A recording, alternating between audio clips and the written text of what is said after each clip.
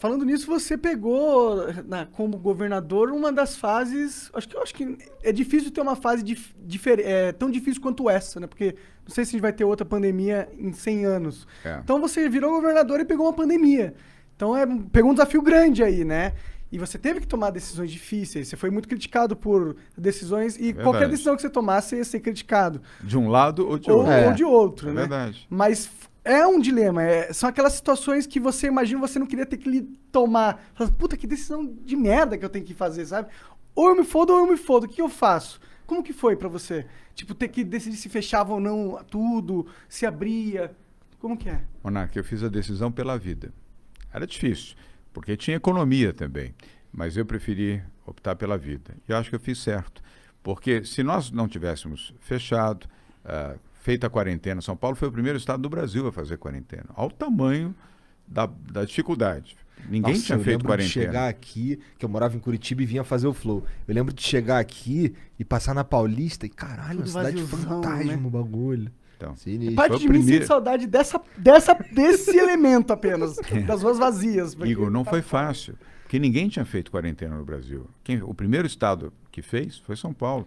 O primeiro estado que tornou obrigatório o uso de máscara, estou com a minha aqui no bolso, foi São Paulo. Até hoje é Isso obrigatório. daí foi logo depois que o Supremo Foi em março. disse que os governadores poderiam Foi. tomar suas próprias Foi. medidas e tal. Foi. Quanto tempo levou? E nós provocamos, os governadores que provocaram, porque o maluco do Bolsonaro, primeiro já assumiu o seu negacionismo desde o início. E os governadores é que seguraram a bucha, vamos dizer assim, para poder fazer as quarentenas. Por isso é que nós todos fomos emparedados pela dialética aí bolsonarista, que a gente estava criando desemprego, criando a pobreza, criando a miséria, quando nós estávamos fazendo a defesa da vida. Se nós não tivéssemos feito isso, nós provavelmente hoje no Brasil estaríamos chorando, não eram os 560 mil brasileiros mortos, estávamos chorando 2 milhões, 2 milhões e meio de brasileiros mortos em todo o Brasil. Então eu fiz a opção pela vida. E obviamente São que eu sei Paulo o colocou desgaste. um monte de hospital, de campanha, rolou tudo isso. Muitos. E mesmo assim, Muitos, tanto a prefeitura, e o Bruno ainda em vida fez isso, nós fizemos também.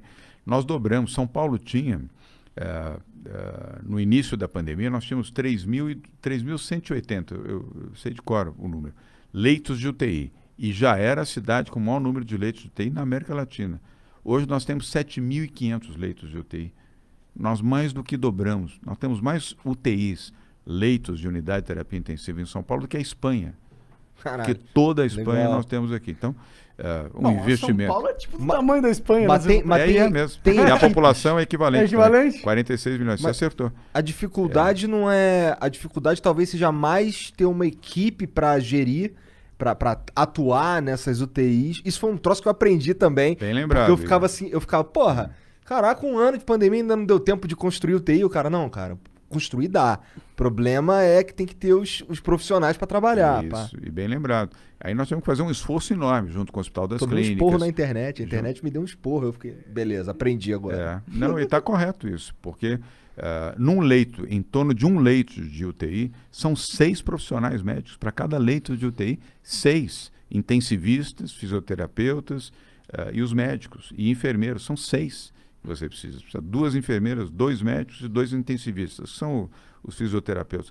Cada leito de UTI. Você imagina, nós saímos de 3.200 para 7.500, a quantidade de gente que nós muita tivemos que gente. contratar rapidamente para poder viabilizar. Por sorte tinham, e as universidades também nos ajudaram muito, os hospitais, houve um esforço coletivo dessa linha de frente. Aliás, parabéns a médicos, enfermeiros, paramédicos, essa linha de frente são os heróis do Brasil. Igor e Monarca, nós temos que cumprimentar essa gente, porque Com certeza. esses entregaram a vida para proteger vidas. E muitos se foram. Muitos se foram. Muitos se foram, perderam a vida. Mas você não acha que teve algumas situações onde parecia que o governo não sabia o que estava fazendo, no sentido de, tipo, fecha. Aí depois, opa, abre. Aí depois, não. Vamos fazer o seguinte, vamos deixar só o transporte público, não pode sair com o carro na rua. Aí pega e lota o transporte público de gente aglomerando, tá ligado? Muitas decisões que você fala assim, eu acho que eles estão tendo dificuldades em acertar ali qual que é o caminho, tá ligado? Monarca, você tem razão.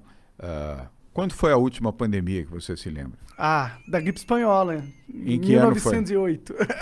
Estudou, mané. Caralho. Tem os meus dados. Ninguém viveu essa experiência. Ninguém, nem no Brasil, nem no mundo. Ninguém viveu essa experiência. Esse mesmo problema que nós tivemos aqui, Monarca, a Inglaterra teve, os Estados Unidos teve, a França teve, a Espanha teve, a Itália teve. Você lembra o que aconteceu na Itália? O abre e fecha, também aconteceu lá. Aconteceu na Espanha, aconteceu em Portugal, aconteceu na Inglaterra, na Alemanha, no mundo inteiro. Ninguém tinha experiência e ninguém conhecia esse vírus também. Quem poderia imaginar que ia ter segunda onda Não, com da certeza, Covid? é um desafio que No nunca início antes da Covid, enfrentado. ninguém imaginava.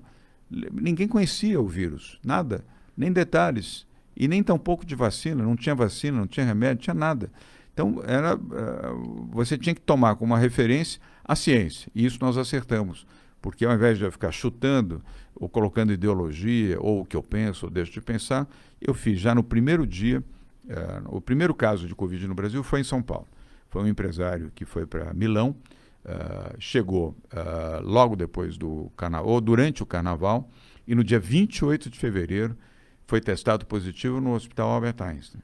Eu recebi essa informação às 10h30 da manhã. A primeira pessoa testada positiva. Já tinha Covid na Europa, tinha Covid na China, e estava começando a Covid nos Estados Unidos. 28 de fevereiro, quarta-feira de cinzas.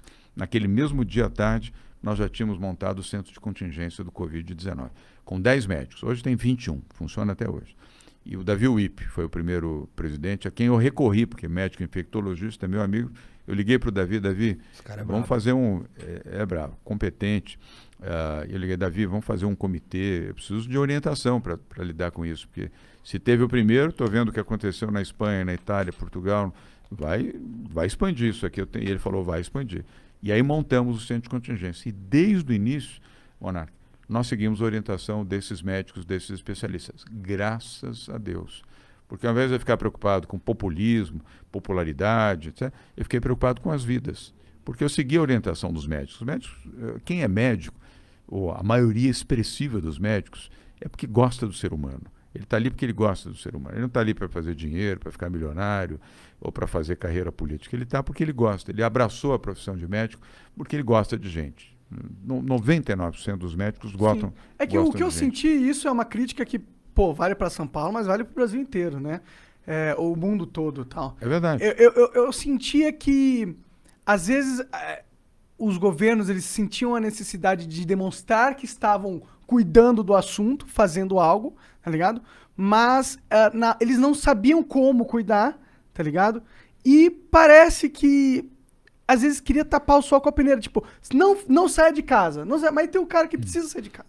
Aí você faz uma lei que dificulta ele sair de casa, porque você fala, não pode sair de casa, só que ele precisa trabalhar para comer. Aí você tem o Estado brigando com a realidade, de certa forma, sabe?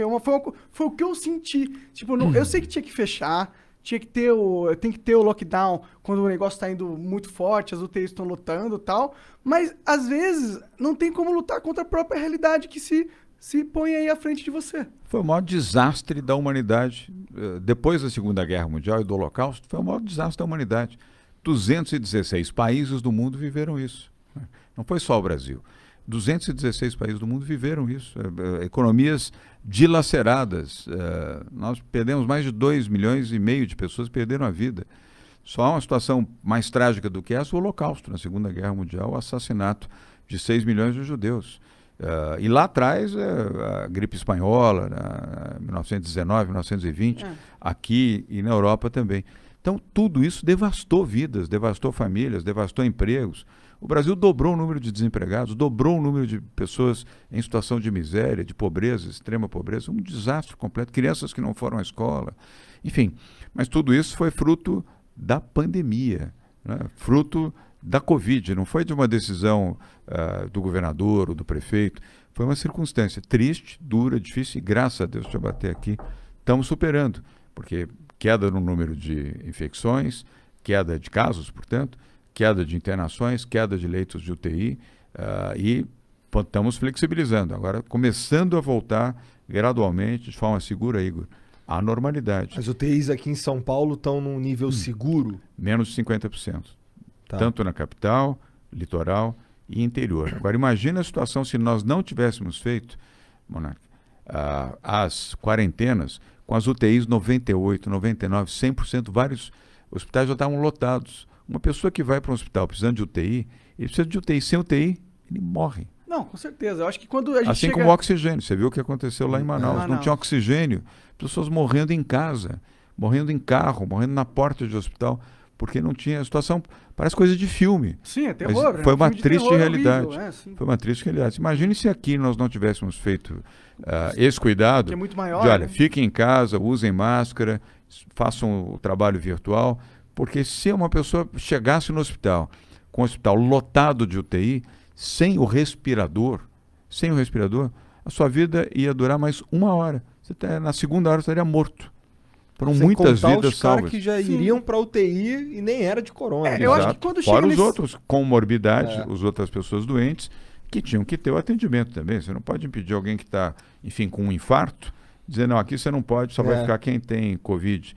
Você tinha que, na UTI, você tinha que Cara, fazer esse situação atendimento. fudida. Nós não com tivemos. certeza. Tem que E como o escolher a Monark vida, falou, imagina. a situação entre a morte e a morte, ou entre o mínimo da possibilidade de viver e a morte. É o que você falou. Elas não. Teu Cara, pai teve. ele ficou ficou cansado, ficou com dificuldade, então. ficou 1 mês no hospital.